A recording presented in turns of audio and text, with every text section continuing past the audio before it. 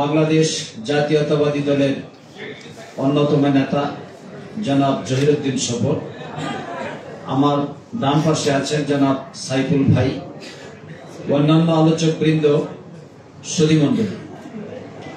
আজকে যে বিষয়টির আলোচনা, আমি সুনির্দিষ্ট বিষয়ের উপরেই কথা বলার চেষ্টা করব। খুন থেকে জুলাই গণহত্যা, বিচারের চ্যালেঞ্জ। বিচারের চ্যালেঞ্জটাই এখানে মূল বিষয় হওয়া দরকার। বাংলাদেশে যদি প্রশ্ন করা হয় যে গুম হয়েছে কিনা, তাহলে এর উত্তর না হওয়ার কোনো কারণ নেই। আইনের যখন সামনে আসে তখন বিচারের দরকার হয়, কোর্টে ডকুমেন্টের দরকার, প্রমাণের দরকার। একটা লোক গুম হয়ে গেছে, তার কোনো প্রমাণ নেই, তাহলে বিচার কেমনে হবে? আমি কয়েকটি সুনির্দিষ্ট প্রমাণের কথা উল্লেখ করব, খুব বেশি দরকার হবে না। একটি প্রমাণ যদি থাকে আর তার বিচার যদি হয়, তাহলে বাংলাদেশে গুমের এবং এই গুম কেন্দ্রিক যে কার্যক্রম, তার বিচারে যেন যথেষ্ট হবে। আমি একটি প্রমাণের কথা বলছি।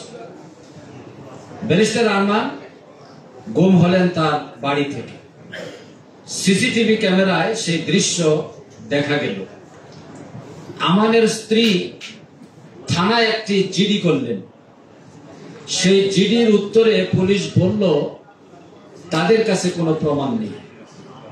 সিসিটিভি ক্যামেরা পর্যবেক্ষণ করে দেখা গেল সাদা পোশাকধারী লোকেরা আরমান থেকে বাসা থেকে নামিয়ে গাড়িতে উঠাচ্ছে এবং সেখান থেকে বের করে নিয়ে চলে যাচ্ছে। এই ঘটনার পর স্ত্রীর জিডিকে কেন্দ্র করে এটা যখন ফাইনাল রিপোর্ট দেওয়া হলো, আমরা আইনজীবীগণ এর বিরুদ্ধে আদালতে মামলা দায়ের করলাম। কেন আমলে নেওয়া হল না? সুনির্দিষ্ট আইনি প্রক্রিয়া। আদালতে পুলিশ একটি বক্তব্য পেশ করলো, মোর দেন 3 পেজেস। সেখানে যাবতীয় বর্ণনা দেওয়ার পর একটা বাক্য বলা হলো। বাক্যটি কি? এই কথা সত্য যে আরমান অপহরণ হয়েছে, কিন্তু কারা করেছে তার শনাক্ত করা যায় না। ফ্যাসিস্ট সরকারের পুলিশ বাহিনীর কাছে জিজ্ঞাসা, আপনাদেরকে রাষ্ট্রের জনগণের করের টাকা দিয়ে পোষা হয়, আপনি স্বীকার করছেন যে আরমান অপহরণ হয়েছে, কিন্তু কারা করেছে তারা শনাক্ত করতে পারেন না। পারলেন না কেন? এটা তো আপনার ব্যর্থতা, রাষ্ট্রের ব্যর্থতা। সুতরাং স্বীকার করে ফেলেছেন যে আরমান কিডন্যাপ হয়েছে। এরপরে আরমান যখন মুক্তি পেল তখন তো এটা প্রতিষ্ঠিত হলো। তাহলে কারা এটা অপহরণ করেছিল তাদেরকে অবশিষ্ট শনাক্ত করে বিচারের আওতায় আনতে সমস্যাটা কোথায়?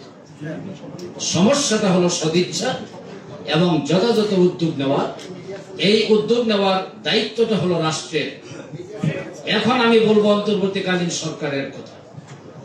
ওনারা 8ই আগস্ট শপথ গ্রহণ করেছেন। বাংলাদেশের জনগণ তাদেরকে ক্ষমতায় বসিয়েছে, তারা লাভ দিয়ে গিয়ে ক্ষমতায় বসতে পারেন নাই। কারো দয়া এবং অনুগ্রহ তারা যান নাই। বাংলাদেশের ছাত্র জনতা রক্ত দিয়ে, জীবন দিয়ে তাদেরকে ওখানে বসিয়েছেন সুপ্রিম কোর্টের রেফারেন্সের ভিত্তিতে।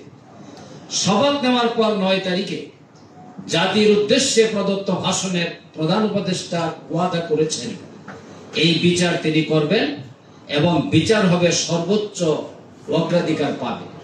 আমার প্রশ্ন, শপথের আজকের এই 28শে ডিসেম্বরে হিসাব করে দেখুন, 141 দিন অতিবাহিত হচ্ছে। 141 ডেজ অতিবাহিত হলো। এই 141 দিনে কি একটি বিচারও করা সম্ভব ছিল না? হলো না কেন? উনি আরেকটি বক্তব্য দিয়েছেন এই লাস্ট বিজয় দিবসের আগে, যে তিনি আন্তর্জাতিক ক্রিমিনাল কোর্ট যেটা, সেটার কৌশলী করিম খানের সাথে আলাপ হয়েছে। আলাপ করতে তো এতদিন লাগার কথা নয়। তাহলে আমি আমার প্রথম সমস্যাটা হলো চ্যালেঞ্জে, যে রাষ্ট্রকে আমরা দায়িত্ব দিয়েছি এদেশের ছাত্র জনতা বুকের রক্ত দিয়ে বসিয়ে সবার আগে এই গুম, খুন, গণহত্যার বিচার করতে হবে, সেই বিচারে তাদের যথেষ্ট শিথিলতা এবং দুর্বলতা আছে। এই দুর্বলতা তাদের কাটাতে হবে, নাম্বার 1। নাম্বার 2, দেখেন আওয়ামী লীগ সরকার 2009 সালের 7ই জানুয়ারি ক্ষমতা আসার পর ওনারা আন্তর্জাতিক অপরাধ ট্রাইব্যুনাল স্থাপন করেছে, এবং এই অপরাধ ট্রাইব্যুনাল স্থাপন করার পর রিসার্চ উইং করা হলো বেলজিয়ামে। তাদের একজন কুখ্যাত ব্যক্তিকে বসানো হলো, ওখান থেকে তিনি বসে ওখানে চার্জ লিখে দেন, এরপরে প্রসিডিংস লিখে দেন। বাংলাদেশের চেয়ারম্যান ট্রাইব্যুনালের তিনি বসে সারাদিন যা করেন, রাত্রেবেলা স্কাইপে তাকে ব্রিফ করেন, আর উনি এখান থেকে ইনস্ট্রাকশন দেন, চার্জ পর্যন্ত তিনি লিখে পাঠান। চার্জ গঠনের সময় একটা জায়গায় একটা শব্দের মধ্যে তারতম্য দেখা গেল। স্কাইপ কেলেঙ্কারিতে যেটা সেটা যখন ধরা পড়েছে, আমরা আদালতে উপস্থাপন করেছিলাম। আমি ডিফেন্স টিমের একজন সদস্য। আমরা উপস্থাপন করেছিলাম যে বেলজিয়াম থেকে প্রেরিত চার্জ আর বিচারপতি নিজামুল হক নাসিমের চার্জের মধ্যে কোনো পার্থক্য নেই। এই ধরনের প্রহসনের মাধ্যমে বিচার করে মানুষকে যখন ফাঁসি দেওয়া হলো, এই জুডিশিয়ারিকে ধ্বংস করে তারা তো বেশি সময় নেন নাই। আপনারা জনগণের ম্যান্ডেট দিয়ে কেন সময় নিচ্ছে? সুতরাং এই সময় আপনাদেরকে মাথা থেকে তাড়াতে হবে। বিজ্ঞ অ্যাটর্নি জেনারেল আছে, চিফ প্রসিকিউটর আসার কথা আছে। একটা ছোট্ট প্রশ্ন রাখি যে আপনাদের কাছে কি ওই হিসাবটা আছে যে সেই সময়, এখন তো 141 দিন চলে গেছে, এখনো বিচার হয়নি, কোনো একটা মানে ট্রায়ালও শেষ হয়নি, তখন প্রথম ট্রায়ালটা শেষ করতে কতদিন লেগেছিল? মাত্র 2 বছরের মধ্যে ট্রায়াল শেষ হয়ে গেছে, সেটা তো ট্রাইব্যুনালে বিচার হয়ে গেছে। আমি বলছি সেটা তো ছিল একটা নতুন ট্রাইব্যুনাল স্থাপন করা, ইনভেস্টিগেশন টিম গঠন করা, প্রসিকিউটর টিম গঠন করা, অনেক সময় লেগেছে নতুন, আর এটা সবকিছু করা আছে। সুতরাং এখানে কিন্তু বেশি সময় লাগার কথা নয়।